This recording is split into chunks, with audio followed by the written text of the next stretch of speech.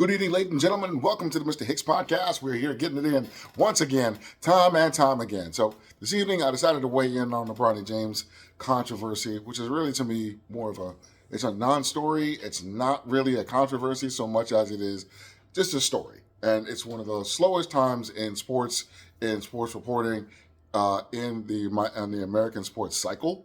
So I think this story is being made to be a lot more than it is because just people got to fill space and content in your various shows, on your various networks, in your podcast realm. People just don't have a whole lot to talk about, and this is a thing that people are fired up about. Am I fired up about it? A little bit. I never thought Bronny James was a great prospect. And actually neither did anybody else. He wasn't highly sought after out of high school. At no point did I even think he was the best high school player on his own team. So when he played at USC, less than 5 points, less than 4 rebounds, less than 4 assists. I'm not sure he ever cracked the starting rotation. I know he did not play very much. And he was a second-round pick in the draft in one of the worst drafts in the last probably 20 years. So honestly, if the draft wasn't as bad, I don't think he would have been drafted at all. I do think he would have been picked up by LA as a free agent. From what I understand, Clutch Sports did everything they could to make sure that nobody else drafted him, to make sure that he was available at pick 55, which is when he actually got picked up. So are most people really ever care about the number 55 player in the draft?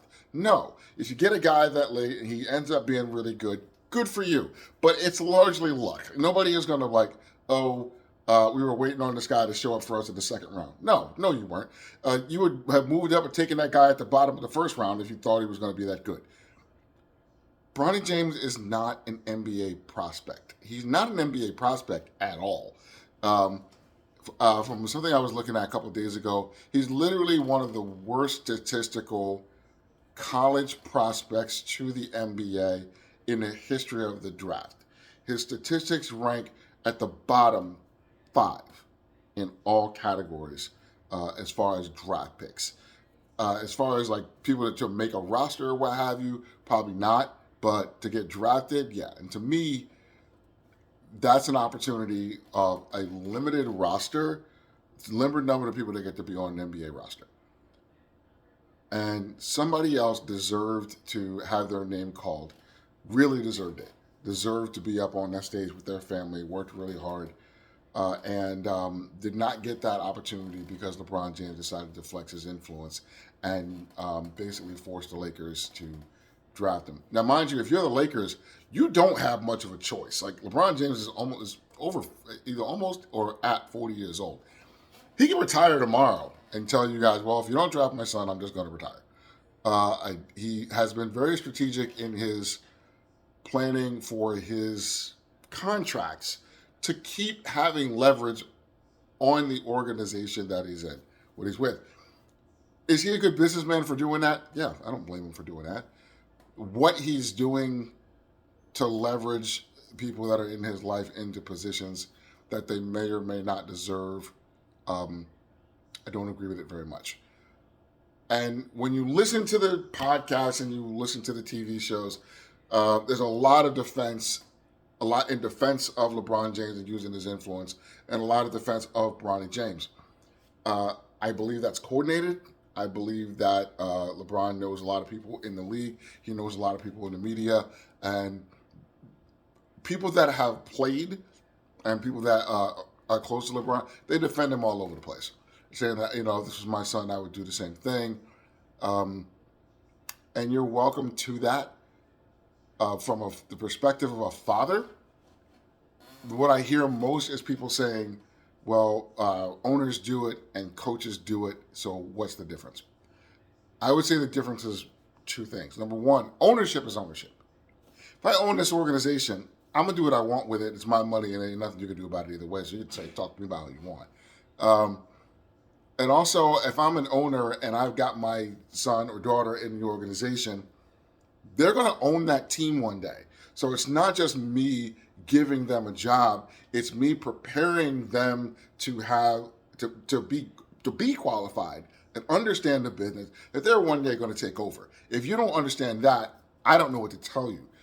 They're preparing the people who are going to own after them to do a good job at ownership so that they can carry on that legacy. And honestly, so that they're at least a little bit qualified and they're not overwhelmed with being a multi-billion-dollar franchise dropped into their lap.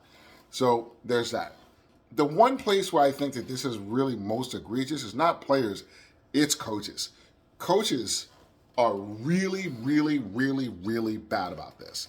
Not just doing things for their kids on the field, but especially doing things for their kids in front offices and on coaching staffs.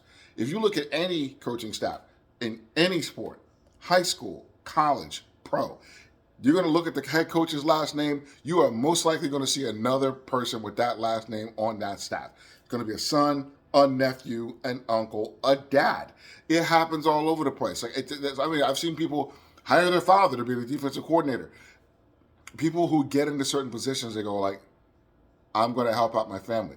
Now, in their defense, I will say that they might actually be somewhat qualified. So it's like, if you look at Jim Harbaugh and John Harbaugh, those are two quality coaches. They are the son, they're sons of a high school coach. So it's like, if I'm a father and I love football and I'm coaching all the time and I'm with players all the time, whatever, your kids are going to be involved whether they want to or not. And a lot of times they catch the coaching bug from their dad and they learn the ropes behind the scenes at home, and to the point where, okay, I'm going to make you a GA, you're going to be able to come help out in the facility, and they let their sons come up through the ranks. Now, if you just let your 22-year-old son be the offensive coordinator because your school or your business or the organization you're with allows you to do that, the big difference to me is you are accountable to the success of that organization and to the other coaches that are on that staff that are not related to you. So it's like, you gave your son the offensive coordinator job when I've been with you for 5 or 6 years coaching quarterbacks and come up through the system, and you decided to give this job to your kid instead of me. A bunch of coaches are getting fired. A bunch of coaches are getting let go. The times are hard. You know who's not getting fired? The coach's son. All those other coaches who have to worry about their job, have to worry about where their next meal is coming from. Does that coach's son have to worry about that? No. And that's not fair. And life's not fair. I get that. But this is my show, and I'm saying what I want to say. I don't care if you don't like it. Now, I do particularly dislike it because those coaches' kids don't always have to be very good. One of my favorite examples is Stephen Harbaugh. He's a son of Jim Harbaugh at Michigan. He's a terrible coach. I'll be there. I don't think he was ever a good coach. He was, matter of fact, before the Michigan got the running game and stuff that I went to, that we all know them for, he was the running back coach. And that running game didn't get good until the father got rid of his son and moved Mike Hart in, a former Michigan running back who bleeds maize and blue, and from University of Indiana, somebody who went to another organization and really worked his butt off and really earned the job. Did his son get fired? No, he just made him the special teams coach. Womp womp. So when it comes to coaching, when it comes to ownership, it kind of is what it is. The difference is, though, I have a stake in this, and my son has a stake in it. If I don't prepare my son to be a good coach, I'm eventually going to have to fire him, or we're all going to be fired because he's not doing a good job. The other coaches who are actually good coaches are going to be resentful of that young man who doesn't have the same stake in it that I do. For example, look at Belichick. Stephen Belichick was the defensive coordinator of the New England Patriots, and people brought that up. I'm like, their defense was good. That was the best part of their team. I don't know what you're talking about. It was the offense that was terrible, but Steve, no one ever complained that he did a bad job. He did a good job. So yeah. Sometimes the apple doesn't fall far from the tree, and you do get somebody who is also a good coach like their father. However, that did not happen with Bronny James. Bronny James was listed at USC at 6'4". He's just over 6'1". He's supposed to be an elite defender. Haven't seen that yet.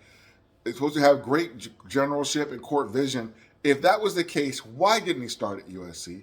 If he was really that talented, you got the son of LeBron James on your team. If he was talented at all, they would have played him. He couldn't play. He couldn't play for a really bad USC team. The bottom of the Pac-12 that couldn't even make tournament. The son of the legend. Now, I've gone back and forth on this a lot of things. Most sons of legendary players can't play. Most of them can't. So for me to say that LeBron James, Bronny can't play, I have no problem with the fact that Bronny can't play. I have a problem with the fact that his dad got him on the team anyway. If he was going somewhere and he was picked up as a free agent and you put him in the G League and I would actually have no problem with that. But you got him drafted. After talking for like the last 10 years about dreaming to play with my son, with making all these comments online, social media, one time even at a press conference, talking about Bronny is an NBA caliber player. He can play for us right now. Not even close. What do you feel like if you're a member of the Lakers and this guy and LeBron's something like, oh, my son is good enough to play on this team right now? Everybody knowing it's not remotely close to being true. And it's just this guy's just promoting his son, trying to create an environment where like y'all get ready because my son's about to get drafted to this team. I'm about to do what I do. The person that I feel really bad about in this situation is actually Bronny himself. Bronny ain't ready. Bronny should have gone back to college, and gone to a different team, got some more exposure, got some more seasoning, played. He should have gone for 2 or 3 years, in my opinion. But I think the longer he played, and I think LeBron knows this, the longer he played, the more it would get exposed that he can't play. So what we're going to do, we're going to get him on the Lakers. We're going to have him at practice with us. Maybe we'll stash him in the G League for a little while. By drafting him, he's actually hiding him. If you left him in college, he would have had to eventually play, or the questions would have continued to be, hey, how come he's not playing? How come he's not playing? Wherever he was. And then you go, like, well, it would have been more and more exposure to the fact that he can't play. So it's not like Bronny has not gotten great coaching. It's not like he hasn't gotten great mentorship. It's not like he doesn't have somebody at home with him. It's one of the greatest players of all time to give him all the game in the world as to how to be a great player. I mean, all the intangibles, is going to get that. But sports is supposed to be a meritocracy.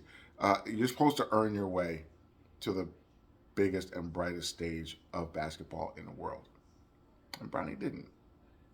He's there, but I feel bad for him because he's going to be in the locker room with men on a limited roster that know he's not there because he earned his way there. When the season's over and they're looking at people to get traded, is Bronny going to get traded? Is Bronny ever going to have to pick up and move his family across country because he got thrown into a deal for a handful of Magic Beans? No, he never has to worry about that.